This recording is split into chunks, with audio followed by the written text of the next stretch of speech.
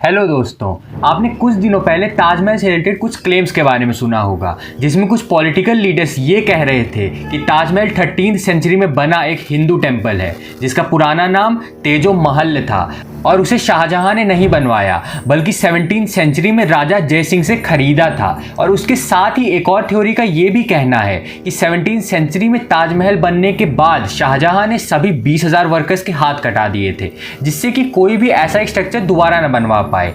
तो दोस्तों, दोनों थ्योरीज तो सही हो नहीं सकती। या तो शाहजहां ने इसे खरीदा या फिर अपने मजदूरों के हाथ इसे बनवाने के बाद कटाए। तो दोस्तों, आइए जानते हैं इन दोनों ही थ्योरीज के बारे में और ये अपने आप में कितनी सच है। तो दोस्तों, मैं हूं सागर, आपका स्वागत है जनरल ज्ञान यूट्यूब चैनल पर। और आज हम बात करने वाले हैं ताजमहल से जुड़ी कुछ ऐसी ही थ्योरीज के बारे में और ये भी जानेंगे कि आखिरकार क्या है ताजमहल के उन 22 बंद कमरों में। दुनिया का 7वां अजूबा, प्यार की निशानी। कहा जाता है कि इतिहास तथ्यों पर आधारित होता है, ना कि भावनाओं पर। कैसा इतिहास, कहाँ का इतिहास, कौन सा इतिहास। याचिकाकर्ता की मांग है कि ताजमहल में मौजूद 20 बंद कमरों को खोला जाए। And the judges have slammed the Taj Mahal petitioner. तो दोस्तों, इन सब चीज़ों के बारे में बात करने से पहले हम बात करते हैं ताजमहल की हिस्ट्री के बारे में और जानते हैं शाहजहां और मुमताज़ महल के बारे में। तो दोस्तों, शाहजहां का जन्म हुआ था 6 जनवरी 1592 को और इनका बर्थ नेम था खुर्राम। और शाहजहां नाम तो इन्हें राजा बनने यानी कि राजा और एम्परर बनने के बाद मिला था और इसका मतलब होता है किंग ऑफ द वर्ल्ड। और शाहजहां अपने आप में काफ़ी न्यूट्रल एम्परर था जो कि टेरिटरीज से ज़्यादा बिल्डिंग्स और पेंटिंग्स पर ध्यान देता था। और दूसरी तरफ मुमताज़ महल का भी असली नाम मुमताज़ ना होकर अर्जुमंद बानू बेगम था, जिनका जन्म 27 अप्रैल 1593 को हुआ था। और शाहजहां और मुमताज़ महल की एंगेजमेंट साल 1607 में हुई और वहीं इन दोनों की शादी सन 1612 में हुई थी। और मुमताज़ महल एक तरफ जहां शाहजहां को बिल्कुल पॉलिटिक्स में इंटरेस्ट नहीं था, वहीं मुमताज़ महल अपने आप में पॉलिटिक्स में काफ़ी इंटरेस्टेड थी। और इसी वजह से शाहजहां कहीं भी अगर पॉलिटिकल ट्रिप करते थे तो वहां पर मुमताज़ महल को अपने साथ लेकर जाते थे। और मुमताज़ महल के अलावा भी शाहजहां की और भी बीवियां थी, जैसे कि कंदहरी महल और अकबराबादी महल। पर कोर्ट हिस्टोरियंस के हिसाब से ये सभी शादियां बस पॉलिटिकल अलायंसेस थे और ये सभी शादियां बस टेरिटरीज और पॉलिटिक्स के लिए की गई थी। पर शाहजहां के दिल में मुमताज़ के लिए एक अलग अफेक्शन थी और इसी वजह से उन्हें मलिकाए जहां का भी टाइटल मिला था और कई फेवर्स भी दिए गए, जैसे कि मुमताज़ महल के महल यानी कि जो उनका पैलेस था उसका नाम खास महल था, जिसे स्पेशली गोल्ड और हीरे जवाहरात से सजाया गया था। और मुमताज़ महल का पॉलिटिक्स में बहुत ज़्यादा इंटरेस्ट होने के कारण की वजह से शाहजहां के बहुत से इंपॉर्टेंट डिसीजंस भी वो लिया करती थी। पर दोस्तों, 17 जून 1631 को चाइल्ड बर्थ के दौरान मुमताज़ महल की मौत हो गई और इनकी मौत का कारण पोस्टमार्टम हेमरेज था, यानी कि ज़्यादा खून बहने की वजह से उनकी मौत हो गई थी। और ये उस समय बहुत ही नॉर्मल बात हुआ करती थी, हेल्थ सर्विसेज उतनी अच्छी नहीं होती थी। पर दोस्तों, इस तरह मौत होना भले उस समय नॉर्मल बात रही हो, पर ये शाहजहां के लिए बिल्कुल भी नॉर्मल नहीं था। और मुमताज़ की मौत ने शाहजहां को एक बहुत ही बड़ा धक्का दिया और वो इस दुख को सह नहीं पाए और इसी के बाद वो 1 साल तक अकेले हो गए, ना किसी से मिलते थे और ना ही खाना खाते थे, ना ही कुछ खाते पीते थे। और जब 1 साल बाद शाहजहां अपने आइसोलेशन से निकल के आए तो कोर्ट हिस्टोरियंस बताते हैं कि सिर्फ 1 साल में ही वो 15 साल तक बूढ़े हो गए थे। झुकी कमर, मुरझाया हुआ चेहरा और सिर्फ 40 की उम्र में वो 60 साल के दिखने लगे थे। और इसी के बाद उन्हें ताजमहल बनाने का आइडिया आया कि मैं अपनी प्यारी मुमताज़ महल के लिए एक ऐसा मकबरा या फिर ऐसी टूम बनाऊंगा जिसे कि लोग हमेशा देखें और ये समझें कि वो कितनी बड़ी रानी थी। और इसी वजह से उन्होंने उस्ताद अहमद लाहौरी को ये काम सौंपा और 22 साल तक हर दिन 25,000 से भी ज़्यादा वर्कर्स ने जी जान लगाकर इस चीज़ पर काम किया। और तब जाकर साल 1655 में ताजमहल बनके तैयार हुआ, जिसे कि 7th wonder of the world भी कहा जाता है। तो दोस्तों, ये बात तो हो गई ताजमहल की ब्रीफ हिस्ट्री के बारे में और आखिरकार वो बनाया क्यों गया था। पर अब बात करें क्लेम्स के बारे में, तो ये सब शुरू हुआ लगभग 2 साल पहले, जब रजनीश सिंह नाम के एक पॉलिटिकल लीडर ने इलाहाबाद हाई कोर्ट में पिटीशन डाली, जिसके हिसाब से उनकी मांग थी कि ताजमहल के उन 22 बंद कमरों को खुलवा दिया जाए और साथ ही ASI यानी कि archaeological survey of India in सभी रूम्स की जांच कि यहाँ पर कोई हिंदू मंदिर के अवशेष तो नहीं है। और दोस्तों, इस पिटीशन की माने तो ताजमहल एक शिव मंदिर था जिसका नाम था तेजो महल। और ये खबर सामने आते ही मानो आग सी लग गई हो और इसी के बाद हर जगह हिंदू ग्रुप्स ने प्रदर्शन करना शुरू कर दिया। पर दोस्तों, इस पिटीशन को हाई कोर्ट ने रद्द कर दिया और ये मांग की गई कि संविधान के कौन से राइट्स के चलते ये मांग की गई है, और ये प्रूफ भी मांगे गए कि किस बेसिस पर ये डिमांड की जा रही है। और इलाहाबाद हाई कोर्ट ने ये भी कहा कि ऐसी पिटीशन तो सिर्फ लोगों को गुमराह करने के लिए फैलाई जा रही है और इनमें पब्लिक का नहीं सिर्फ पॉलिटिक्स का प्रॉफिट होता है। और इन्हीं सब रीजंस की वजह से उन्होंने इस याचिका को रद्द कर दिया और 22 कमरों की मांग ही रह गई। पर दोस्तों हम आपको सस्पेंस में नहीं छोड़ेंगे, इसका पूरा सच मैं आपको बताता हूं। तो दोस्तों बात कुछ ऐसी है कि उस समय की जितने भी बड़े बड़े मुगल बिल्डिंग्स हुआ करती थी उन सभी के बेसमेंट या फिर तहखानों में आपको बड़े बड़े कॉरिडोर देखने को मिल जाएंगे और इस कॉरिडोर में छोटे छोटे कमरे बनाए जाते थे, कुछ छोटा मोटा सामान रखने के लिए या फिर जो छोटे मोटे आपको सामान उसमें देखने को मिल जाएंगे उसमें स्टोर किए जाते थे। और इस तरह के रूम्स आपको उस समय की सभी मेजर मुगल बिल्डिंग्स में देखने को मिल जाएंगे, जैसे कि हुमायूं का मकबरा या फिर सिकंदरा का जो मकबरा है यानी कि अकबर का जो मकबरा है, वहाँ पे हर जगह आपको ऐसे कमरे देखने को मिल जाएंगे। और ये एक टिपिकल फीचर होता था, कोई बहुत बड़ी बात नहीं होती कि यार उसमें अलग से कमरे बना रखे हैं, ये एक मुगल बिल्डिंग्स का फीचर होता था। और दोस्तों ऐसा नहीं है कि ये रूम्स पिछले कई सदियों से नहीं खोले गए हैं। ASI यानी कि archaeological survey of India in rooms को हर थोड़े टाइम में खोल कर इनकी साफ सफाई करती है, उनका रेनोवेशन करती है। और पब्लिक के लिए ये रूम बस इसी कारण से नहीं खुले हैं क्योंकि ताजमहल जैसे मॉन्यूमेंट में हर दिन 1 लाख लोगों से भी ज़्यादा आते हैं, और अगर वो सभी 1 लाख लोग एक साथ ही इन रूम्स में जाएंगे तो ये रूम्स खराब हो जाएंगे और इनका जो वर्ल्ड हेरिटेज साइट वाला स्टेटस है वो खराब हो जाएगा। इसी वजह से ASI ने इन सभी एरियाज को पब्लिक के लिए बंद कर रखा है। पर उन रूम्स में ऐसा कुछ नहीं है कि वहाँ पे आपको हिंदू मंदिर के अवशेष देखने को मिल जाएंगे या फिर वहाँ पे हिंदू भगवानों की मूर्तियाँ हैं। और जब ये मामला गर्म हुआ तो ASI ने इन सभी रूम्स की फोटोज भी पब्लिकली रिलीज की थी कि लो भैया देख लो, जो है यहीं पे है और यहाँ पर मंदिर तो बिल्कुल भी नहीं है। ये सब हम टाइम पे रिपेयर करते रहते हैं और रेनोवेट करते रहते हैं, तो यहाँ पर जो भी है वो हम हमेशा से देखते आ रहे हैं और यहाँ पे कुछ भी ऐसी छुपाने वाली बात नहीं है। पर दोस्तों बात आती है कि जो ये माना जाता है कि राजा जय सिंह ने इसे बनवाया था, तो उसका क्या? तो दोस्तों बात कुछ ऐसी है कि शाहजहां और राजा जय सिंह के बहुत ही क्लोज रिलेशंस थे और वो एक दूसरे के काफी अच्छे दोस्त भी थे, क्योंकि राजा जय सिंह के दादा राजा मान सिंह हरकाबाई यानी कि जिन्हें हम नॉर्मल भाषा में जोधाबाई के नाम से जानते हैं, वो अकबर की पत्नी थी और वो उनके एक तरह से साले लगते थे। तो उसी वजह से आप देखें तो राजा जय सिंह और शाहजहां एक दूसरे के भाई ही लगते थे, यानी कि बहुत पास के तो भाई नहीं पर एक कजन भाई की तरह वो दोनों एक दूसरे के भाई लगते थे और इसी वजह से एक दूसरे के बहुत अच्छे दोस्त भी थे।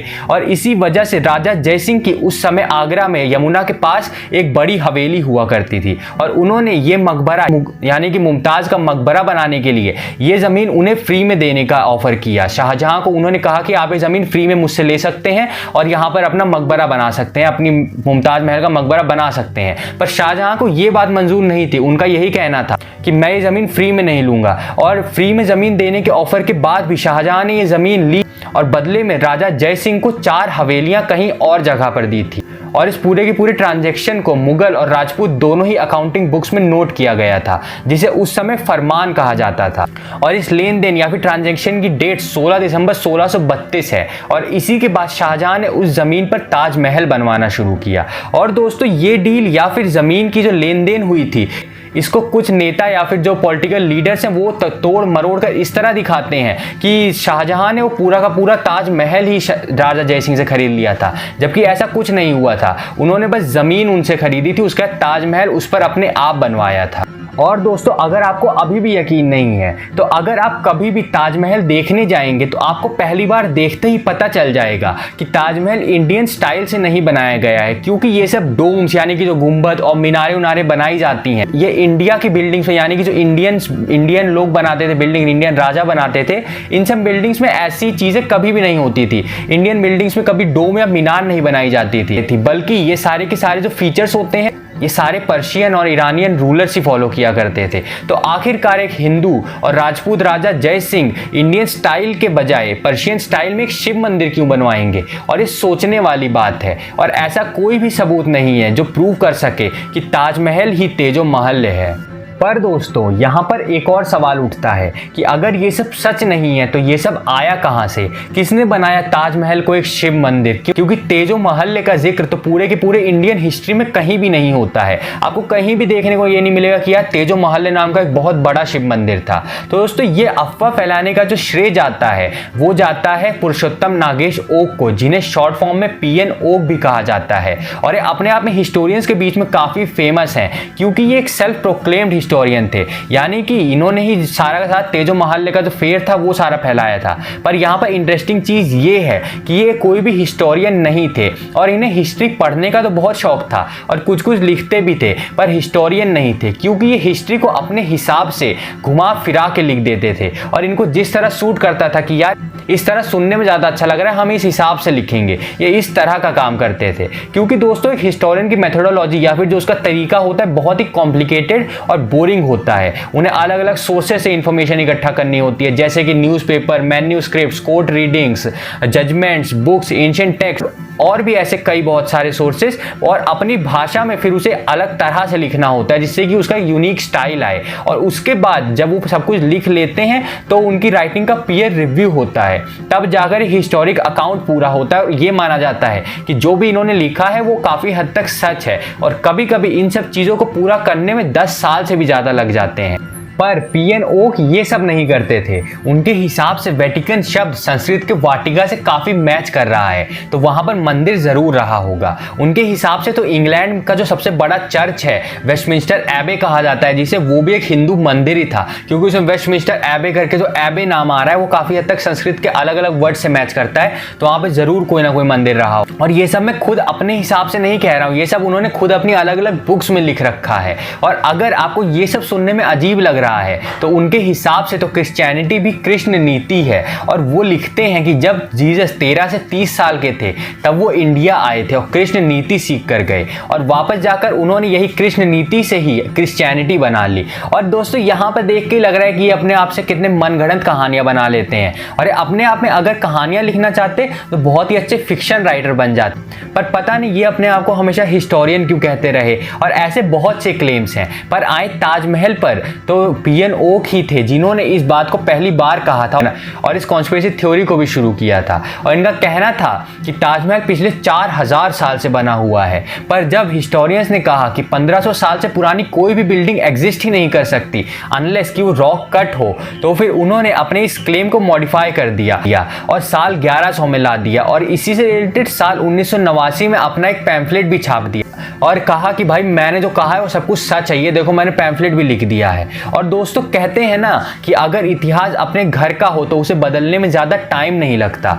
और उसी पैम्फलेट यानी कि जो उन्होंने बुक और पैम्फलेट छापा था उसी बुक के आधार पर उन्होंने सुप्रीम कोर्ट में एक याचिका भी दायर कर दी कि यार ये मेरा पैम्फलेट है और ये बिल्कुल सच है और आपको इसी के भरोसे इस मामले में जांच करनी चाहिए और इसका सच जानने के लिए एक अलग से कमेटी भी बनानी चाहिए।